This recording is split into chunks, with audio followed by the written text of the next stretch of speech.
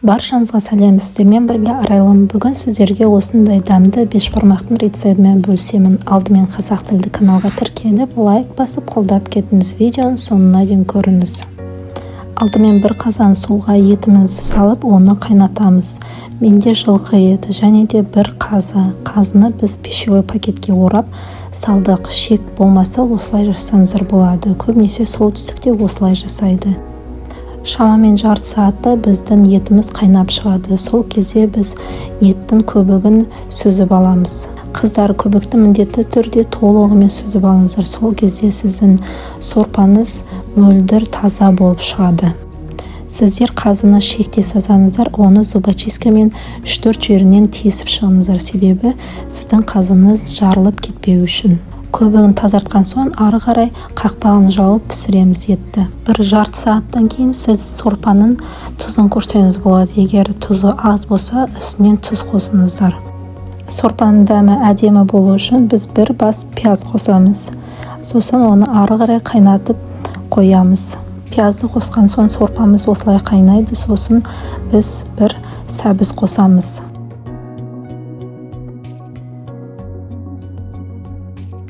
Етіміз піскенше біз қамырды дайындаймыз. Бізге қамырға 2 жұмыртқа және де тұзды су керек, 1 стакан. Аздап сұйық май қосамыз, қамырымыз жыртылып кетпеу үшін. Бәрін салып болған соң оны жақсылап араластырамыз. Ары қарай ұнымызды қосып, қамырды жақсылап илейміз. Қамырдың жақсы жайлауы ол қамырға байланысты. Қамырды сәл қаттылау қылып илесеңіздер, қамырыңыз әдемі бір тегісті болып жайылып шығады. Қамырды илеп болған соң, қамырды 15-20 минутқа демалдырып қойыңыз. Қақпағын жауып демалдырыңыз. Бұл жерде 2 зуалы қамыр шығады. Мен бірақ біреуін ғана қолданамын, себебі мен үйде 3 адамға дайындап жатырмын бешбармақты. Ары қарай біз тұздық жасаймыз. Пиязды 2-ге бөліп, оны полукольцақ ретінде тураймыз, және жіңішке болып шықсын. Бәрін бір кастрөлге салып, оның үстіне сорпаны құямыз. Сорпаның майлысын құйыңыздар, бетін сүзіп алыңыздар майын.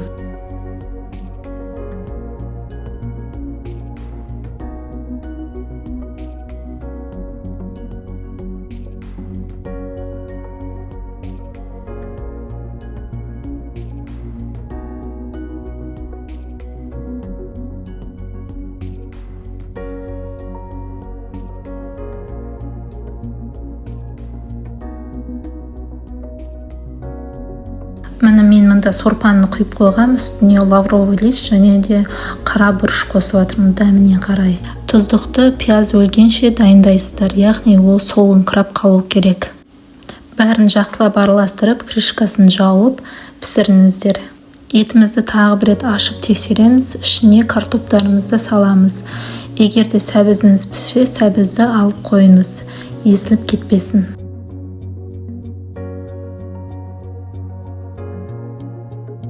Енді демалған қамырымызды алып, оны 2-ге бөліп, жұқа қылып жаямыз.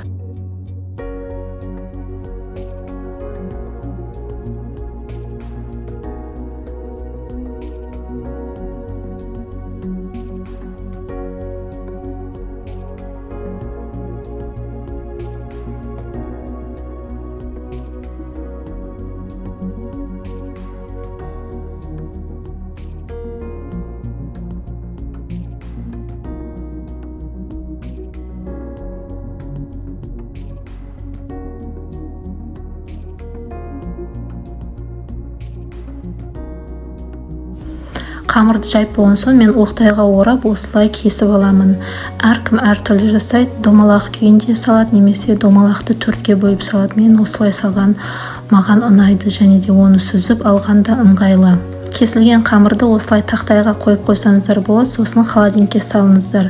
Сол кезде қамырларыңыз бір-біріне жабыспайды. Ет дайын болғанша. Мен етті 3 сағаттай қайнаттым. Езілмей әдемі болып шықты. Әркімнің плитасы әртүрлі, соған қарай бейімделіңіз. Мінекей пакетке оралған қазымыз да дайын болды, және еттеріміз де. Бәрін сүзіп алыңыз. Картошканы да сүзіп алуға ұмытпаңыз, езіліп кетпесін. Піскен еттің бетін жауып қойыңыздар. Жаппасаңыздар, ол ет қатты болып қалады, жегенде тіске тұрып қалады.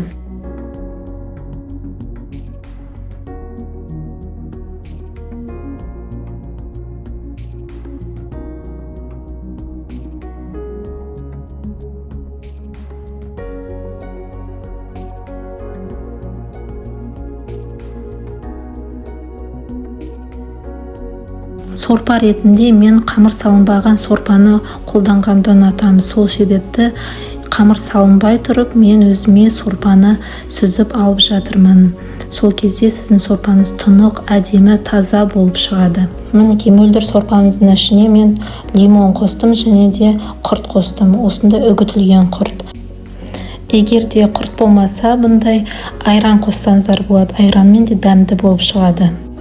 Міндетті түрде құрт пен айранмен жасап көріңіздер, сорпаның дәмі ерекше әдемі болып шығады. Мінекей бұрқылдап қайнап тұрған сорпамыздың үстіне қамырларымызды салып, оны пісіріп аламыз.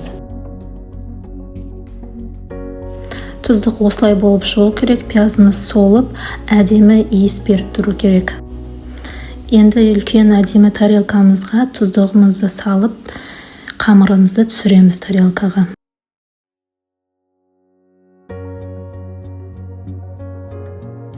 Қамырдың үстіне тұздықты салып, етімізді турап, кесіп, әдемілеп қоямыз.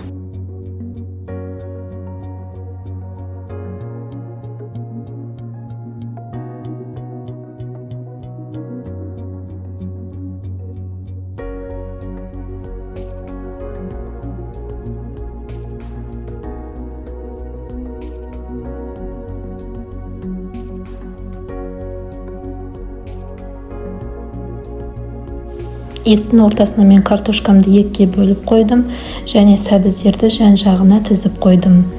Осы жерде мен қазымды салуды ұмытып кетіптім. Оны соңында салдым.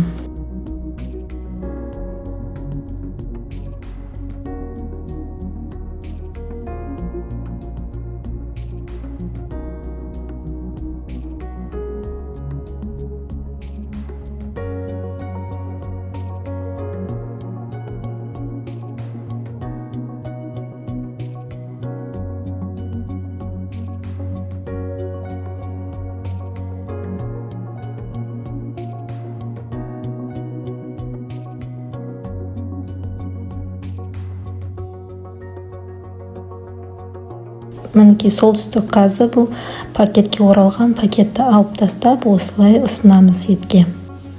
Мінекей біздің ұлттық тағам дайын болып шықты. Міндетті түрде жасап көріңіздер. Сорпаны да осы рецептпен жасап көріңіздер. Сіздерге бүгінгі бешбармақтың рецебі ұнаса, міндетті түрде тіркеліп, лайк басып, комментарий жазып кетіңіздер, қолдап кетіңіздер. Сіздермен бірге болған Арайлым, қош сау болыңыздар.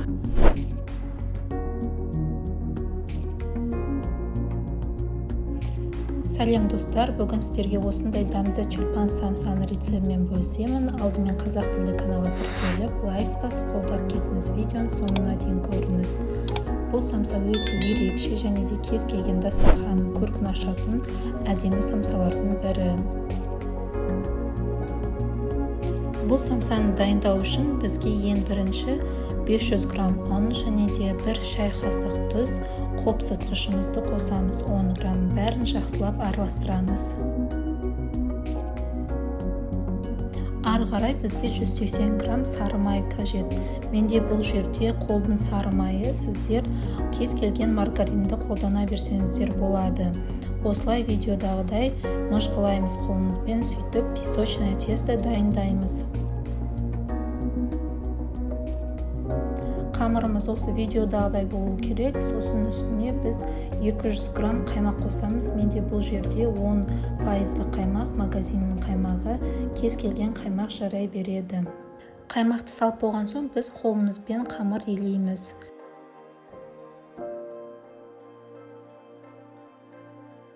Самсаның қамыры осылай болып шығу керек. Қолға жабыспайды, бірақ өте жұмсақ. Сонымен бұны біз холодильникке салып қоямыз. Оған дейін біз самсаға салмасын дайындаймыз.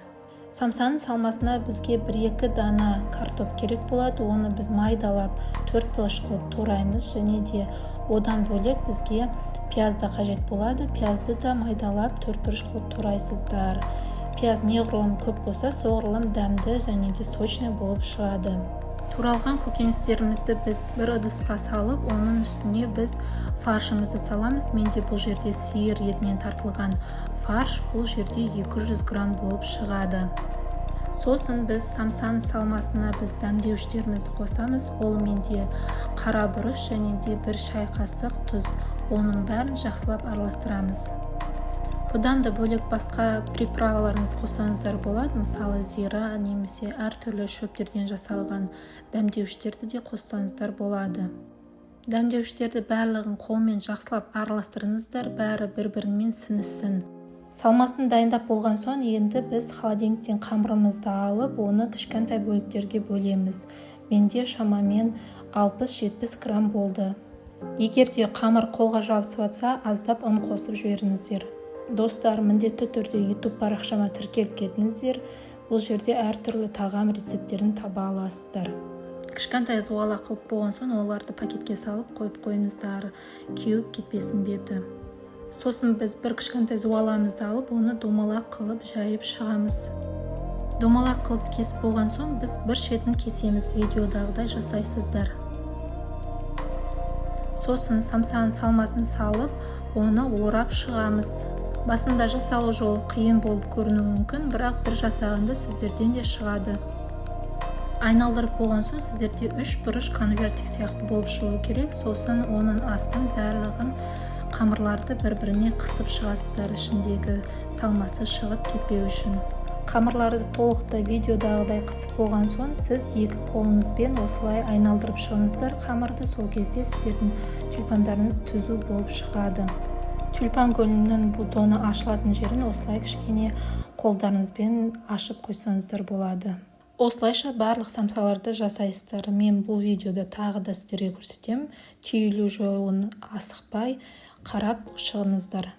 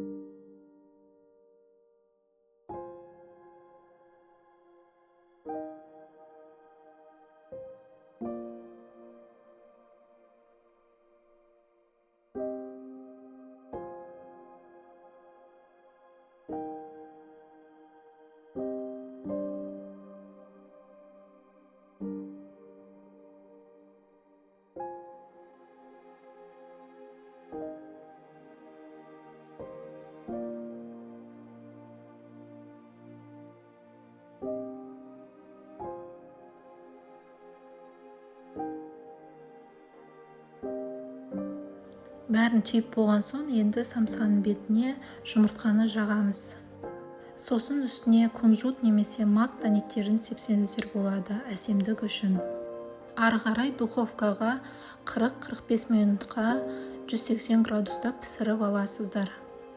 Қыздар, міндетті түрде сіздер өз духовкаларыңызға қарай бейімделіңіздер, себебі әр духовка әр түрлі болуы мүмкін. Мінекей біздің самсамыз пісіп шықты. Міндетті түрде үйде жасап көріңіздер. Жасалу жолы жеңіл және де қарапайым заттардан тұратын самса. Сіздермен бірге болған Нұрмахан Арайлым. Міндетті түрде каналыма тіркеліп, лайк басып қолдап кетіңіз. Видеоның соңына дейін көргендеріңізге көп рахмет.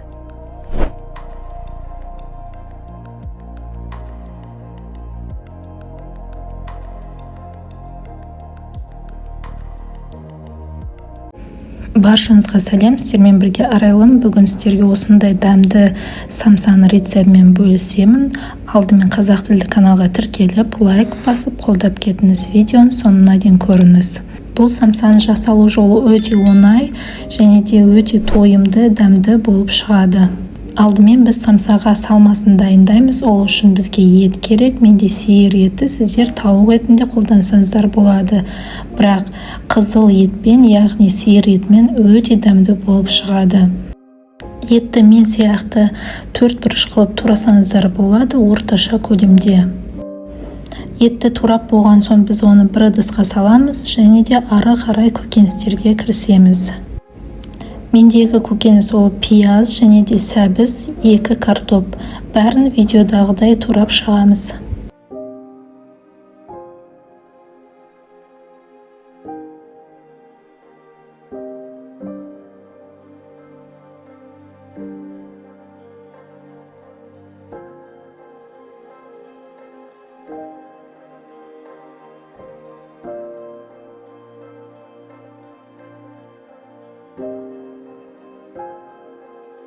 Көкөністердің бәрін турап болған соң бәрін біріктіріп бір ыдысқа саламыз. Сосын үстіне өзімізге ұнайтын дәмдеуіштерді қосамыз. Олар менде қара бұрыш, паприка және де кептірілген сарымсақ, тұз, сонымен қатар кептірілген укроп пен зира қостым. Және де сұйық май қосуды ұмытпаңыздар. Дәмдеуіштердің бәрін қосып болған соң біз оны қолымызбен барлығын араластырып, бетін жауып тұндырып қоямыз. Тұзы және де қосқан дәмдеуіштердің бәрі жақсылап араластырып, дәмі сіну үшін. Оға дейін біз қамырмен айналысамыз. Қамырға бізге 1 стакан жылы су және де 1 қасық тұз, үстіне сұйық май салып, бәрін жақсылап араластырамыз. Сосын ұнды қосып, бәрін жақсылап елейсіздер. Ұнды бірден бәрін қосып жүрмеңіздер, аз-аздан қосып тұрыңыздар.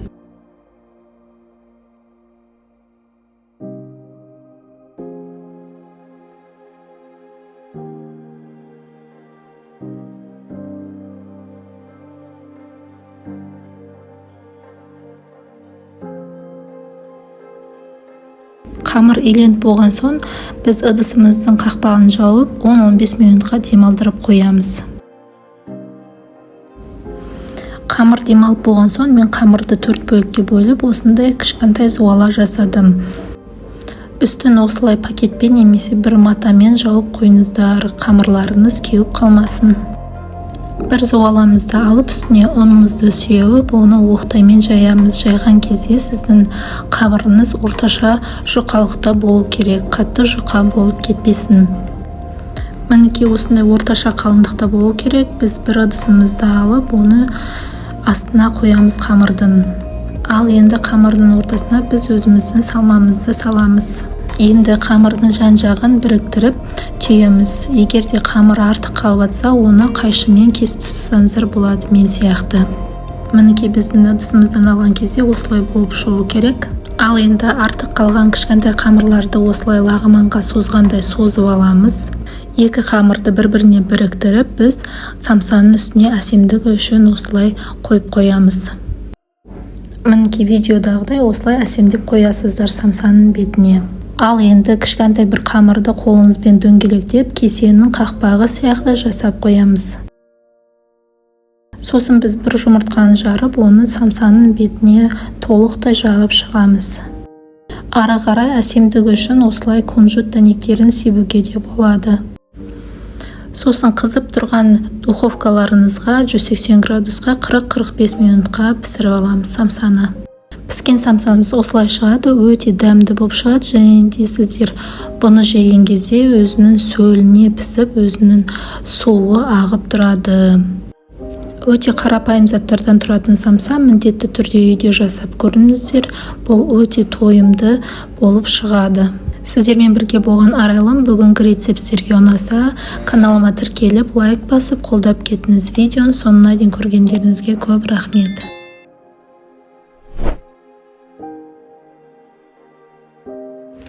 Баршаңызға сәлем, сіздермен бірге Арайлым. Бүгін сіздерге осындай дәмді ораман рецептімен бөлісемін. Алдымен қазақ тілді каналға тіркеліп, лайк басып, қолдап кетіңіз. Видеоны соңына дейін көріңіз. Достар, бұл орамананды асқабақтан жасадым. Сіздер еттен жасасаңыздар болады, немесе араластырып жасасаңыздар да болады.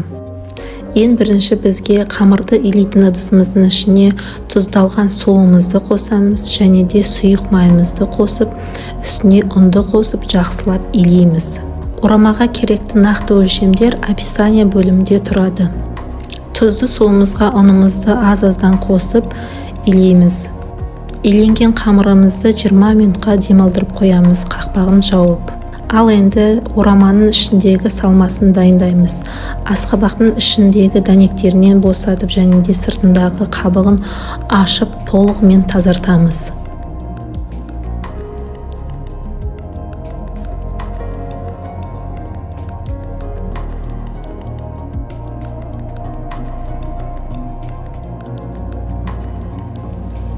Ашылған асқабақты 4 бұрыш қып майдалап тураймыз.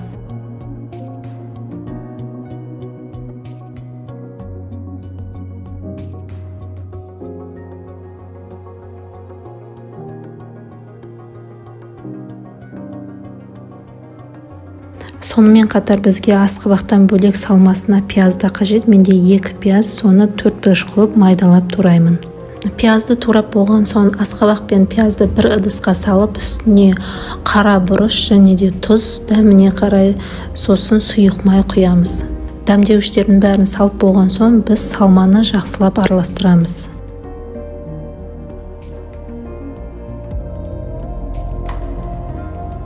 Ал енді демалған қамырымызды алып, оны 2-ге бөліп, жақсылап домалақ қылып жаямыз. Бірақ қамырды жайған кезде қатты жұқа қылып жайып жібермеңіздер.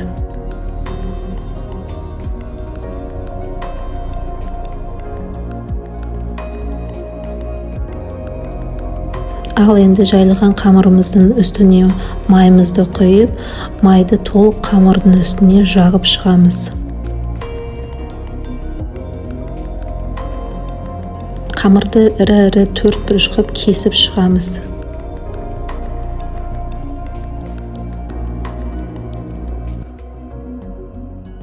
Кесілген қамырдың үстіне салмамыз салып, оны орап түйіп шығамыз.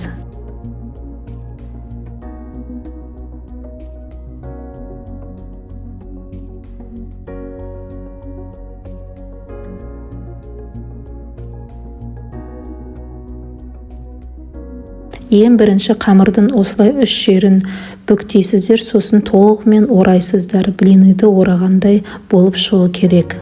Ал домалақ қамырдың 4 бұрышын бір-біріне біріктіріп орасаңыздар болады.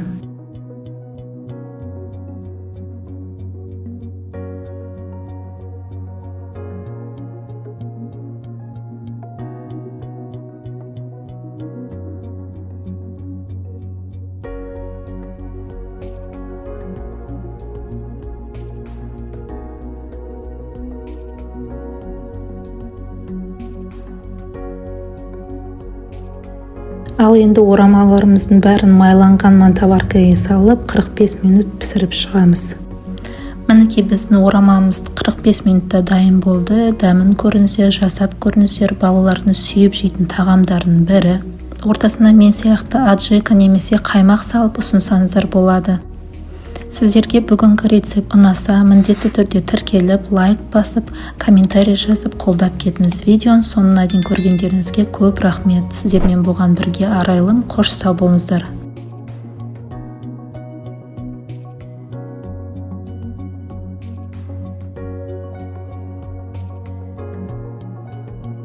Баршаңызға сәлем, сіздермен бірге Арайлым. Бүгін сіздерге осындай дәмді бешбармақтың рецептімен бөлісемін. Алдымен қазақ тілді каналға тіркеліп, лайк басып қолдап кетіңіз. Видеоның соңына дейін көріңіз. Алдымен бір қазан суға етімізді салып, оны қайнатамыз. Менде жылқы еті және де бір қазы. Қазыны біз пищевой пакетке орап салдық. Шек болмаса осылай жасаңыздар болады. Көбінесе солтүстікте осылай жасайды. Шамамен жарты сағатта біздің етіміз қайнап шығады. Сол кезде біз еттің көбігін сүзіп аламыз. Қыздар, көбікті міндетті түрде толығымен сүзіп алыңыздар. Сол кезде сіздің сорпаңыз мөлдір таза болып шығады.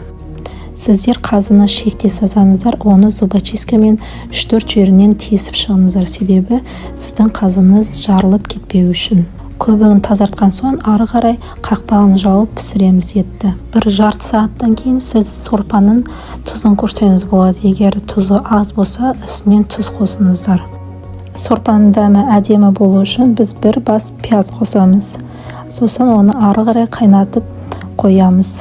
Пиязды қосқан соң сорпамыз осылай қайнайды. Сосын біз бір сәбіз қосамыз.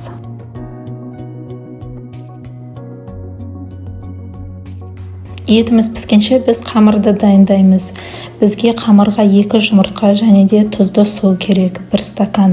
Аздап сұйық май қосамыз, қамырымыз жыртылып кетпеу үшін. Бәрін салып болған соң оны жақсылап араластырамыз. Ары қарай ұнымызды қосып, қамырды жақсылап илейміз. Қамырдың жақсы жайылуы ол қамырға байланысты. Қамырды сәл қаттылау қылып илесеңіздер, қамырыңыз әдемі бір тегісті болып жайылып шығады. Қамырды илеп болған соң, қамырды 15-20 минутқа демалдырып қойыңыз. Қақпағын жауып демалдырыңыз. Бұл жерде 2 зуалы қамыр шығады. Мен бірақ біреуін ғана қолданамын, себебі мен үйде 3 адамға дайындап жатырмын бешбармақты. Ары қарай біз тұздық жасаймыз. Пиязды екіге бөліп, оны полукольцақ ретінде тураймыз және жіңішке болып шықсын. Бәрін бір кастрөлге салып, оның үстіне сорпаны құямыз. Сорпаның майлысын құйыңыздар, бетін сүзіп алыңыздар майын.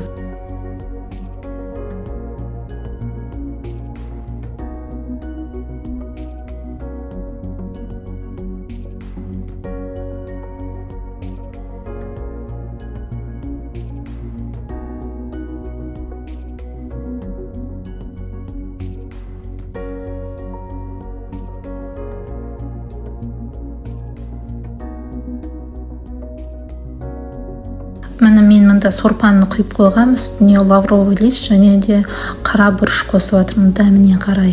Тұздықты пияз өлгенше дайындайсыздар, яғни ол солыңқырап қалу керек.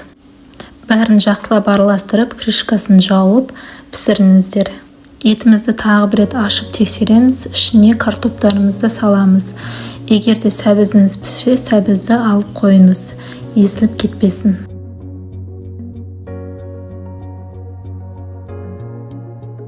Енді демалған қамырымызды алып, оны екіге бөліп, жұқа қылып жаямыз.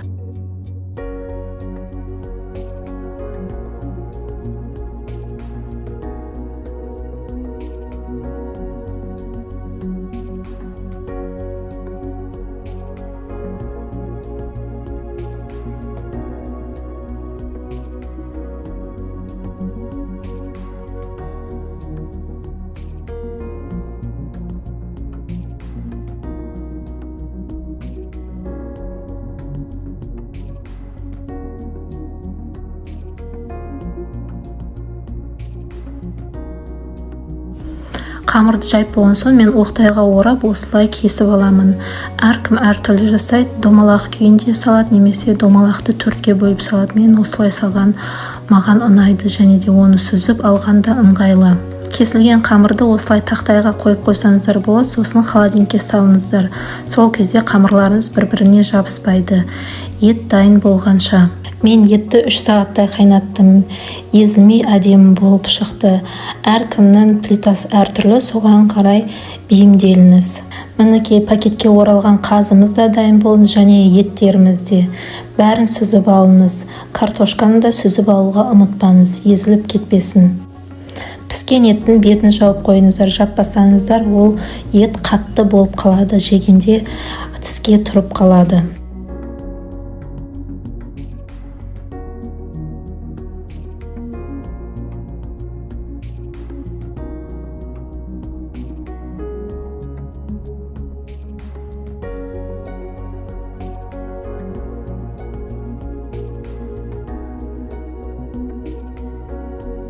Сорпа ретінде мен қамыр салынбаған сорпаны қолданғанды ұнатамын. Сол себепті қамыр салынбай тұрып, мен өзіме сорпаны сүзіп алып жатырмын.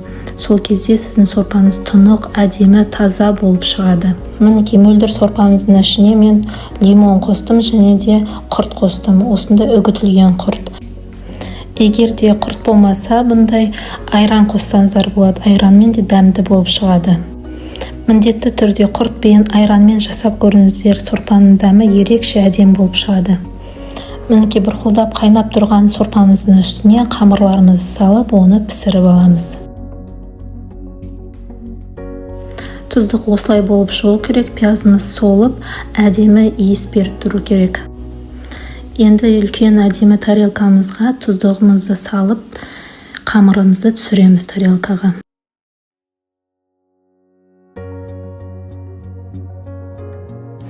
Қамырдың үстіне тұздықты салып, етімізді турап, кесіп, әдемілеп қоямыз.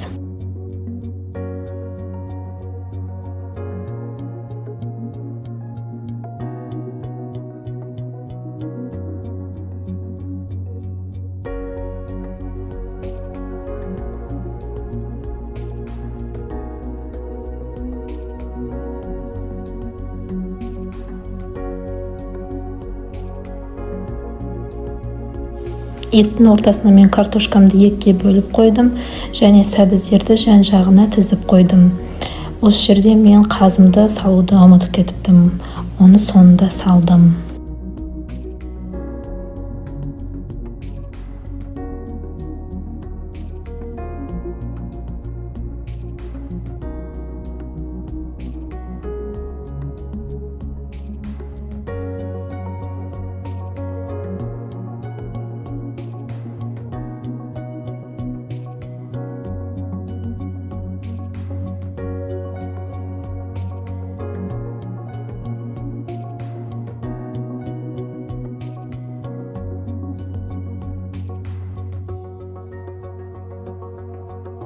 мінекей солтүстік қазы бұл пакетке оралған. Пакетті алып тастап осылай ұсынамыз етке.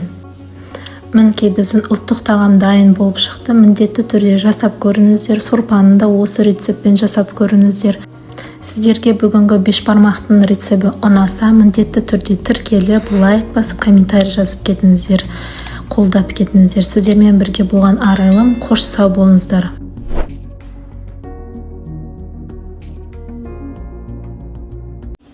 Баршаңызға сәлем, сіздермен бірге Арайлым. Бүгін сіздерге осындай дәмді дымламаның рецептімен бөлісемін. Алдымен қазақ тілді каналға тіркеліп, лайк басып, қолдап кетіңіз. Видеоны соңына дейін көріңіз. Бұл дымляма өте ерекше, өйткені бұл духовкада дайындалады және банкіге салып пісіреміз. Ең бірінші біз етімізді тураймыз. Менде жылқы еті, сіздерде егер қой еті, сиыр еті немесе тауық етін де қолдансаңыздар болады. Мен етті орташа бөлікте кестім. Егер де сізде сүйекті ет болса, оны да қоса берсеңіздер болады.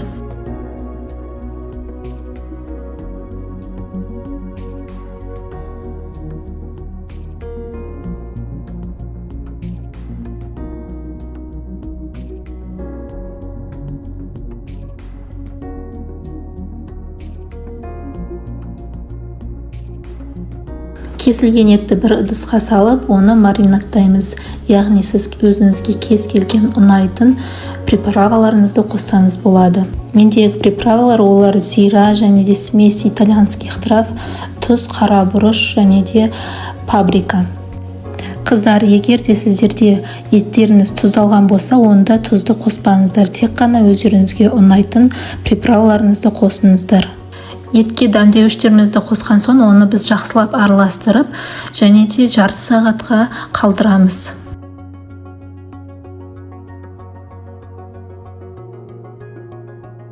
Бұл тағам дайындалу жолы өте оңай және де өте дәмді болып шығады. Ары қарай біз көкөністерге кірісеміз. Менде болгар бұрышы, сіздерде осылай майдалап кессеңіздер болады, немесе ірі қылып кессеңіздер болады, өз қалауларыңызша. Егер де сіздерде болгар бұрышы болмаса, онда сіз үйде кез келген қандай көкөністер бар, соның бәрін қоса берсеңіздер болады. Мендегі көкөністер ол осы болгар бұрышы және де картоп, сәбіз, орам жапырақ, сонымен қатар пияз.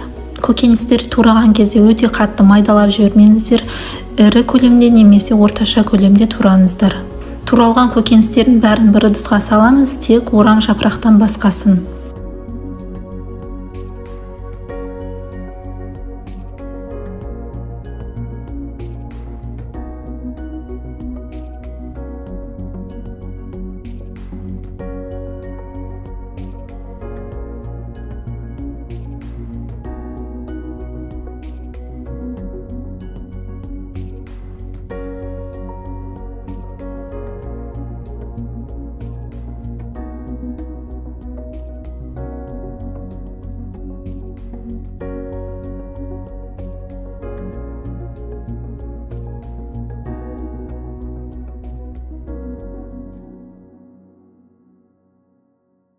Енді ыдыстағы көкөністердің үстіне дәмдеуіштерімізді қосып, оны жақсылап араластырамыз.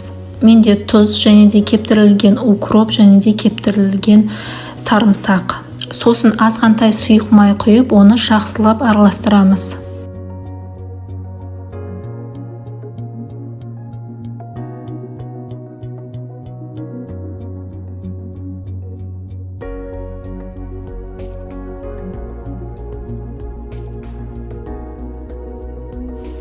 Енді жуылған таза банкілерімізге етімізді саламыз. Сіздерде егерде осындай 1 литрлік банкі болмаса, сіздер 2 литрлікте банкіні қолдана берсеңіздер болады. Етті толығымен банкіге салып жібермеңіздер. Біз бірінші етті, сосын көкөністі, сосын тағы етті саламыз, сосын үстіне тағы көкөністі саламыз. Бәрін нығыздап сала берсеңіздер болады осылай. Достар, бұл тағамға сіздер су қоспаңыздар. Бұл тағам өзінің сөліне пісіп, өте әдемі дәмді болып шығады. Мінекей көкөністерден кейін тағы етімізді саламыз, сосын тағы көкөністі салып, үстіне орам жапырақты қоямыз.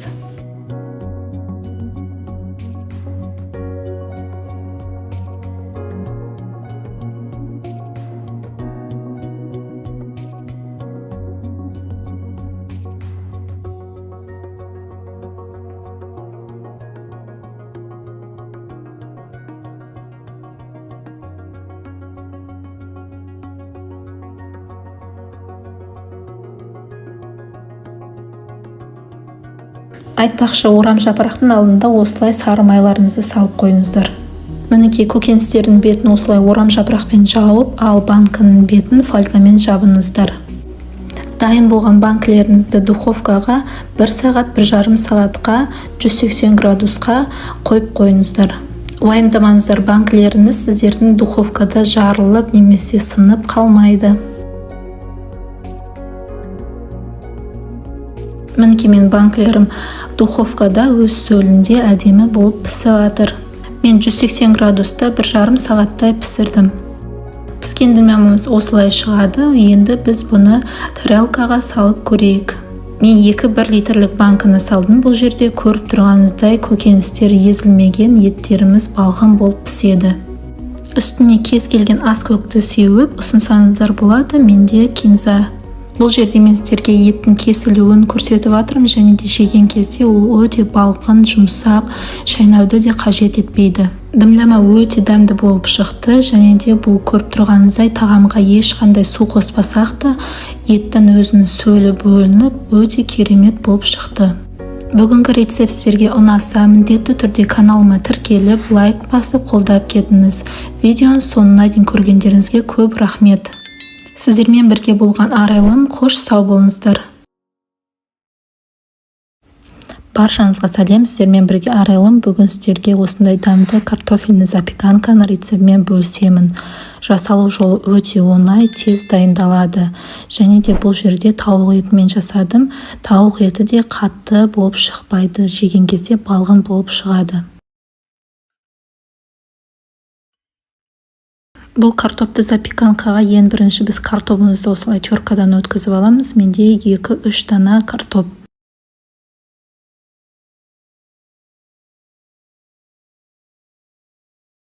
Ары қарай духовкаға арналған формамызға біз майымызды құямыз. Менде бұл форма чугунный сковородка, оны духовкаға сала беруге болады.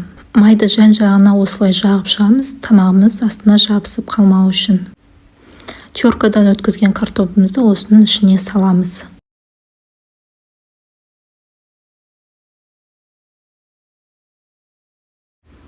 Ал енді жуылған таза тауық етімізді алып, оны соломка қылып ұзын-ұзыннан кесеміз. Алдында айтқандай, бұл тағамның жасалу жолы оңай, және де ішіндегі құрамындағы заттардың бәрі қарапайым заттардан тұрады. Етті турап болған соң оны картоптың үстіне саламыз. Ал енді запеканканың үстіне біз соусты дайындаймыз. Ол үшін бізге 2 жұмыртқа керек. Сосын бізге қара бұрыш, тұз және де өзіңізге ұнайтын дәмдеуіштерді қоссаңыз болады. 2 дана бізге сарымсақ керек. Оны осылай пресстен өткізсеңіздер болады, немесе турап тастасаңыздар да болады. Оның үстіне тағы да біз қаймақты қосамыз. Сосын жақсылап бәрін араластырамыз. Менде бұл жерде 20% қаймақ, сіздер бұның орнына 10-15% де қаймақтарды қолдана берсеңіздер болады. Жалпы нақты өлшемдер описание бөлімінде тұрады. Соусымыздың барлығын жақсылап бір келікті қылып араластыру керек. Сосын оның үстіне теркадан сырды өткіземіз. Оны да жақсылап араластырамыз.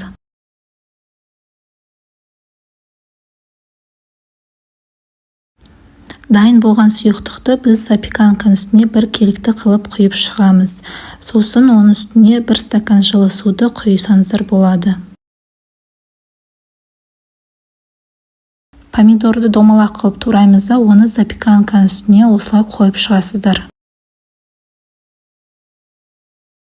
Бәрін дайындап болған соң бетін фольгамен жауып, духовкаға 40 минутқа қойыңыздар. Міне мен 40 минуттан кейін запеканканы духовкадан алдым. Үстіне өткіштен өткізілген сырды бір келікті қылып жайып, оны тағы да 10 минутқа духовкаға салдым. Әрине, бұл уақытта сіздер фольгамен бетін жаппайсыздар, ашық қалдырасыздар. Сонымен қатар сіздер өз духовкаларыңызға қарай бейімделіңіздер. Мінекей 10 минуттан кейін духовкадан запеканкамызды алдық. Үстіндегі сырлар еріп шықты. Және де орысша айтқан кезде бұл запеканка өте сочный болып шығады. Жасалу жолы өте оңай, кешкі асқа немесе түскі асқа дайындасаңыздар болады. Сіздерге бүгінгі рецепт ұнаса, міндетті түрде каналыма тіркеліп, лайк басып, комментарий жазып қолдап кетіңіздер. Сіздермен бірге болған арайлым, қош сау болыңыздар. Баршаңызға сәлем, сіздермен бірге Арайлым. Бүгін сіздерге неміс халқының штруделі деген тағамның рецебімен бөлісемін. Алдымен қазақ тілді каналға тіркеліп, лайк басып, қолдап кетіңіз. Видеоның соңына дейін көріңіз. Достар, бұл тағамды апталық тағам мәзіріне қоссаңыздар болады, себебі бұл тағам өте дәмді және де жасалу жолы да өте қарапайым. Үйде міндетті түрде жасап көріңіздер. Штруделі тағамын жасау үшін бізге ең біріншіден қамырын жасау керек. Ол үшін бізге жылы су керек және де 1 шай қасық тұз керек. Сосын 1 жұмыртқа, азғантай сұйық май қосып, оның бәрін жақсылап араластырамыз. Сосын ұнымызды қосып, қамыр илейміз. Қамырыңыз қатты болып қалмасын, орташа жұмсақтықта болу керек. Орташа жұмсақтықта болу үшін сіз ұнды аз-аздан қосып тұрыңыз. Достар, құрамына керекті нақты өлшемдер описание бөлімінде тұрады. Сонымен қатар сіздерге қандай тағамның рецебі керек, міндетті түрде комментарий бөліміне жазып кетіңіздер, мен оны жасап көремін.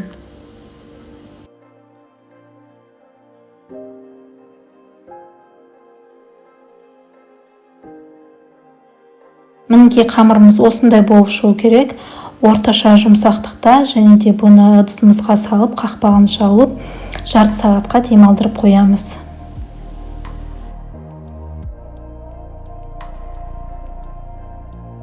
Сосын етті алып, оны кубик қылып, орташа көлемде тураймыз. Менде бұл жерде сиыр еті шамамен 1 килограмм.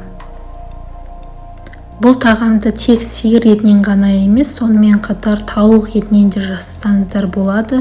Тауық етімен де өте дәмді болып шығады. Үйде қарапайым заттардан тұратын тағам, сол үшін міндетті түрде үйде жасап көріңіздер. Етті турап жатқанда қазаныңызды плитаға қойып, қыздыртып қойыңыздар. Бірден бұл етті сіздер қазанға салып пісіресіздер.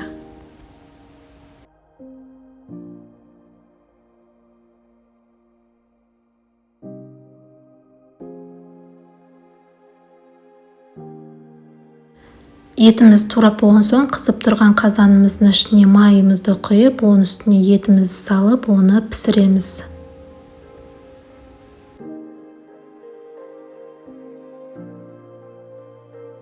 Ет піскенше біз бір сәбізімізді алып, оны теркадан өткіземіз. Теркадан өткізіп жатқан сәбізімізді біз оны қамырдың салмасы ретінде қолданамыз.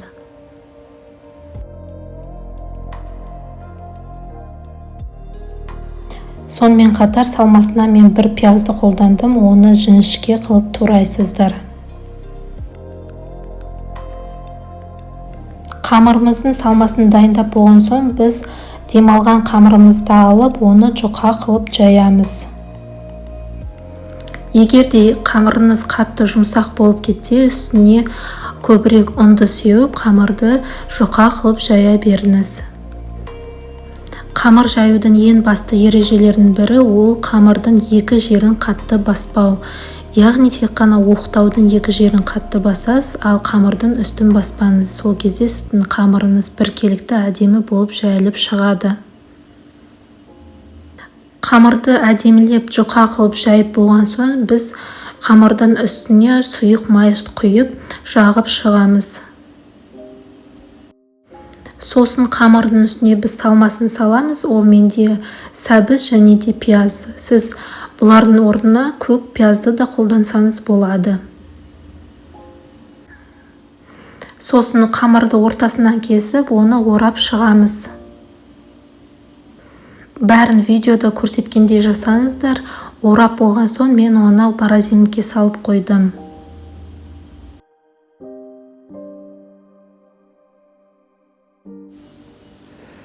Сосын тамаққа қосатын көкөністерімізді видеодағыдай кесеміз.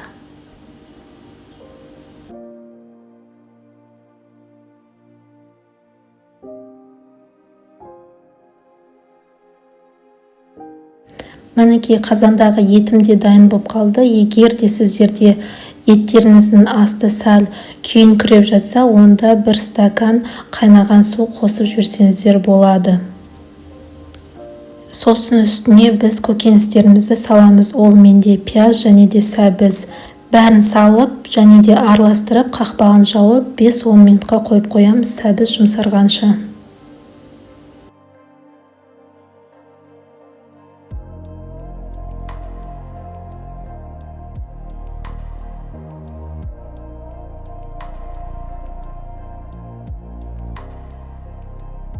Мінекей 5-10 минуттан кейін біздің қазанымыздағы сәбізіміз де пісіп дайын болып қалды. Енді үстіне ірі қылып туралған картоптарымызды салып, оны бәрін араластырамыз. Сосын үстіне дәмдеуіштерді қосамыз. Мендегі дәмдеуіштер ол кептірілген укроп, паприка және де итальянские травы және 1 қасық тұз. Бәрін араластырамыз және де қақпағын жауып қоямыз 5 минутқа.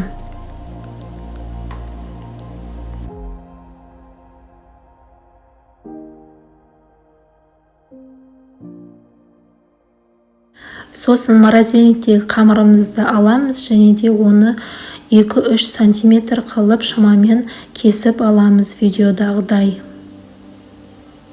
Рулеттерді кесіп болған соң енді біз қазанымызға барып үстіне қайнаған суды құямыз. Шамамен картопты жауып тұру керек су. Сосын үстіне рулеттерімізді әдемілеп тізіп қойып шығамыз. Сосын плитаның астын аздап бәсеңдетіп қоямыз да 45-30 минутта сіздердің штрудели тағамдарыңыз пісіп шығады.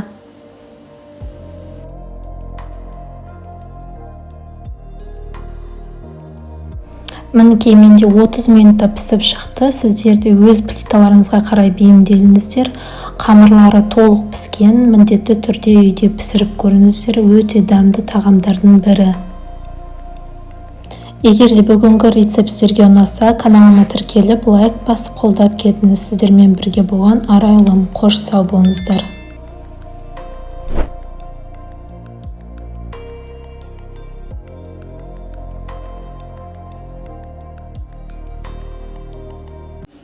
Баршаңызға сәлем, сіздермен бірге Арайлым. Бүгін сіздерге осындай дәмді самсаны рецептімен бөлісемін. Бұл самсаның жасалу жолы өте оңай және де қамырды жаюды қажет етпейді. Алдымен қазақ тілді каналға тіркеліп, лайк басып қолдап кетіңіз. Видеоның соңына дейін көріңіз. Негізі бұл самсаны ұйғыр самсасы деп атайды. Алдымен біз бұл самсаны дайындау үшін 500 грамм ұнға сары майымызды қосамыз, 250 грамм.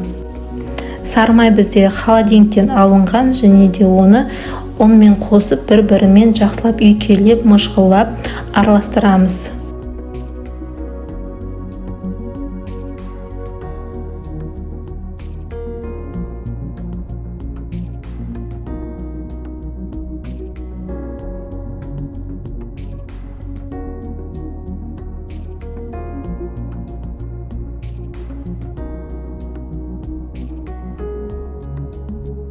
ұн мен майды осылай жақсылап араластырып болған соң, біз оған 2 жұмыртқамызды және де 100 грамм қаймағымызды, 1 чайная ложка тұзымызды қосамыз. Сосын бәрін жақсылап араластырып, қамыр илейсіздер. Иленген қамырымыз қолға жабыспай әдемі болып шығу керек. Дайын болған қамырды жарты сағатқа немесе 20 минутқа холодильникке салып қоясыздар. Оға дейін біз салманы дайындаймыз. Самсаның салмасына мен осылай картопты қолданамын. Картопты 4 бұрыш қылып турап шығамын. Егер де сіздер картопты ұнатпасаңыздар, сіздер картопты қолданбасаңыздар да болады.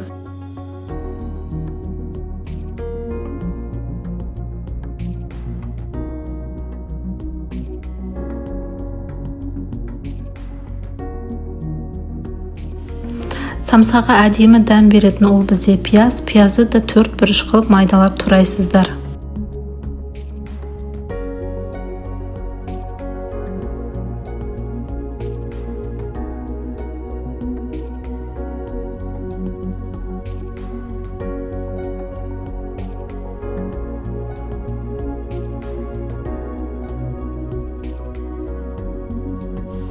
Самсаның салмасына мен осындай тауықтың төс етін қолданамын. Сіздер сиыр етін қолдансаңыздар да болады. Етті блендерден өткізіп, туралған пияз бен картопқа қосамыз.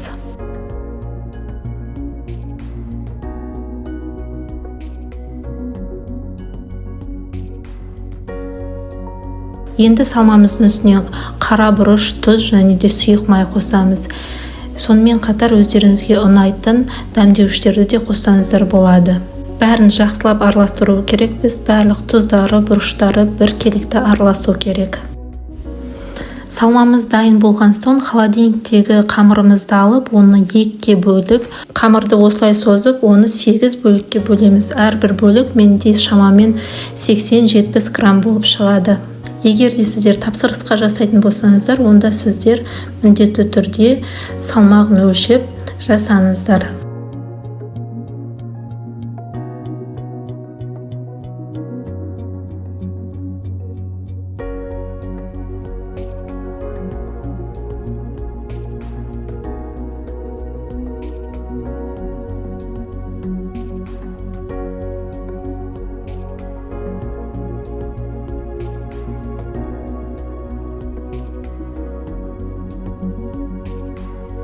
Енді кішкентай қамырларымызды біз жаюға кірісеміз. Оған ұн себудің қажет жоқ, себебі ол ешқайда жабыспайды және де түйілуі де өте оңай.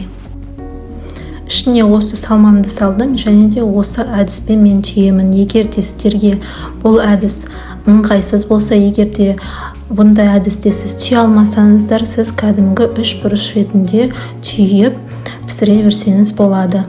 Мінекей мен қамырымды осылай домалақ қылып жайып, ішіне салмамды салдым.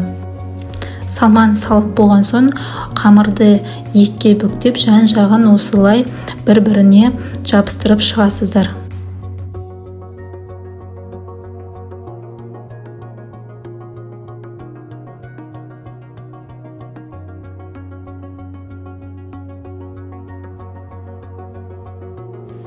Ең жоғарыдағы бұрышын аласыздар да осылай бүктейсіздер. Көріп тұрғаныңыздай бүктеген сайын ұшы шығып тұрады. Сол ұштарын бүктеп шығасыздар. Негізі басында жасалу жолы сіздерге қиын болып көрінуі мүмкін. 3-4 рет жасаған соң сіздердің қолдарыңыз уже икемі келіп, өз еркектеріңізбен істей бересіздер.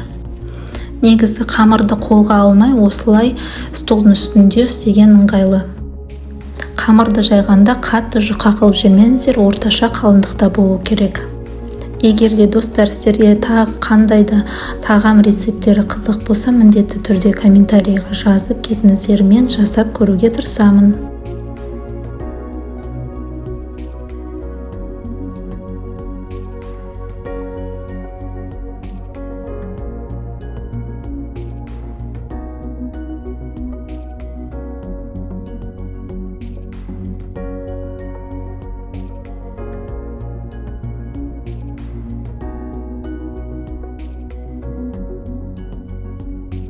Түйілген самсаларымыздың бәрін осылай пергамент қағазына салып, оның бетін жұмыртқамен жағамыз.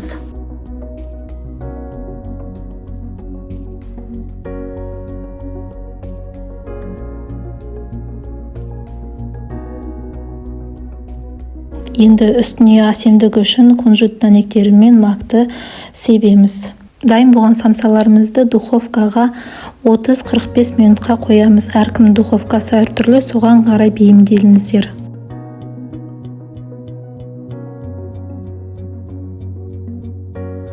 Мінекей біздің дәмді самсаларымыз дайын болды және де жасалу жолы көріп тұрғаныңыздай өте оңай. Бұл самсаларды қонаққа немесе тапсырысқа жасаңыздар болады. Ішіндегі салмасын өзіңізге қарай бейімдесеңіздер болады. Асқабақпен және немесе тауық етімен немесе сиыр етімен салсаңыздар болады. Міндетті түрде каналыма тіркеліп, лайк басып, комментарий жазып қолдап кетіңіз. Видеоның соңына дейін көргендеріңізге көп рахмет. Қош сау болыңыздар. Сәлем достар, бүгін сіздерге осындай дәмді етпен піскен пирогтың рецептімен бөлісемін. Алдымен қазақ тілді каналға тіркеліп, лайк басып қолданыңыздар. Пирогтың жасалу жолы оңай және де жасалып болған соң, бұны кескен соң пирог өз сөлін бөліп тұрады. Сонымен қатар менің Instagram парақшама да тіркеліп алыңыздар.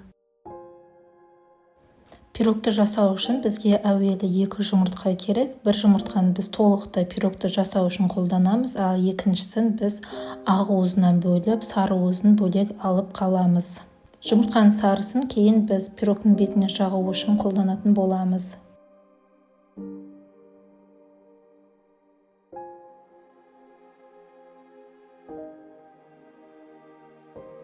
Пирогтың қамырына бізге 100 мл су және де 150 грамм сары май, 1 шай қасық тұз қажет болады. Солардың бәрін жақсылап біз венчикпен араластырамыз. Көріп тұрғаныңыздай менде сары майым ерітілген, сіздер де ерітіп қосыңыздар, сол кезде араластыруға ыңғайлы болады. Сонымен біз ұнымызды аз-аздан қосамыз, сосын 10 грамм қопсытқышты қосуды да ұмытпаңыздар. Пирогты жасау үшін менде 450 грамм ұн кетті. Сіздерде 500 немесе 400 грамм ұн кетуі мүмкін. Ең бастысы сіздер ұнның барлығын бірден қосып жібермеңіздер. Қамырларыңыз қатты болып қалмасын, аз-аздан қосып тұрыңыздар. Мен басында осылай венчиктің көмегімен араластырып тұрамын ұнды, кейін қолмен илеймін қамырды. Мінекей иленген қамыр осындай видеодағыдай болу керек, сәл қолға жабысады. Енді бұл қамырды мен ыдысқа салып, бетін жауып, холодильникке салып қоямын. Қамырымыз холодильникте 10-15 минуттай демалады. Біз оға дейін картошканы турап, салмасын дайындаймыз пирогтың. Картошканы майда кубик қылып тураймыз, сосын бізге картошкадан бөлек пияз да керек болады. Пиязды да майдалап тураңыздар.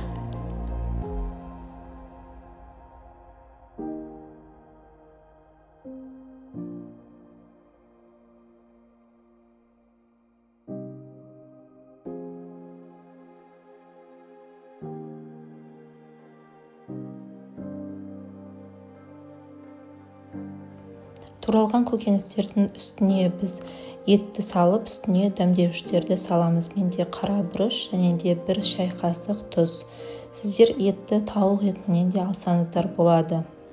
Сосын салмасын қолыңызбен жақсылап араластырыңыздар.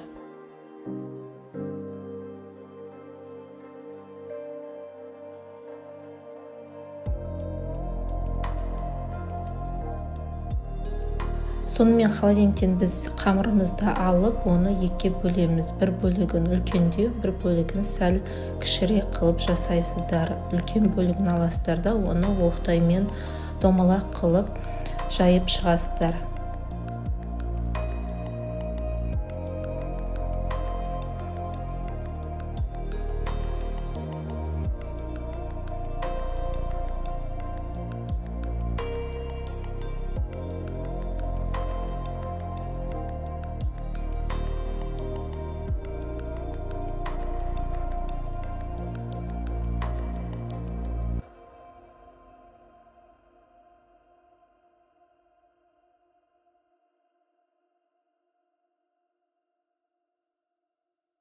Пісіретін табамыздың ішін сары маймен майлап, оның үстіне қамырымызды орналастырамыз.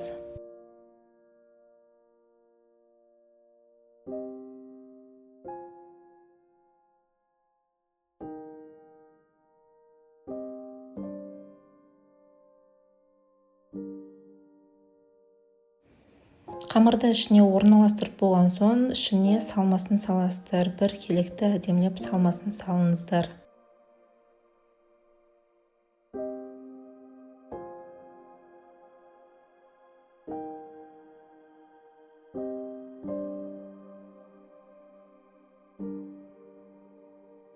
Пирогымыз дайын болып қалды. Енді бұл табамызды басқа жерге қойып, екінші қамырды домалақ қылып жаямыз. Достар, каналға лайк басып, тіркелуді де ұмытпаңыздар. Сонымен қатар комментарий бөліміне өздеріңіздің сүйікті тағамдарыңыздың атын жазыңыздар. Енді жайылған қамырымызды осылай пирогтың үстіне орналастырасыздар. Барлығын жан-жағын толықтай қысып шығыңыздар, ашылып кетпесін, сосын ішке қарай орап қойсаңыздар болады видеодағыдай. Енді алдыда айтқандай сары уызымызды біз бөлек алып қалғанбыз, оның үстіне сәл сүтті қосып, араластырып, пирогтың үстіне жағамыз.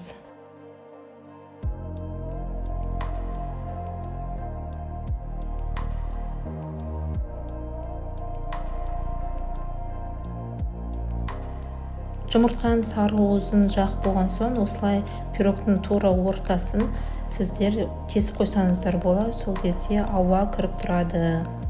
Сосын пирогымызды 180-150 градусқа 1 сағатқа 45 минутқа қойып қоямыз. әркімнің духовкасы әртүрлі, соған қарай бейімделіңіздер.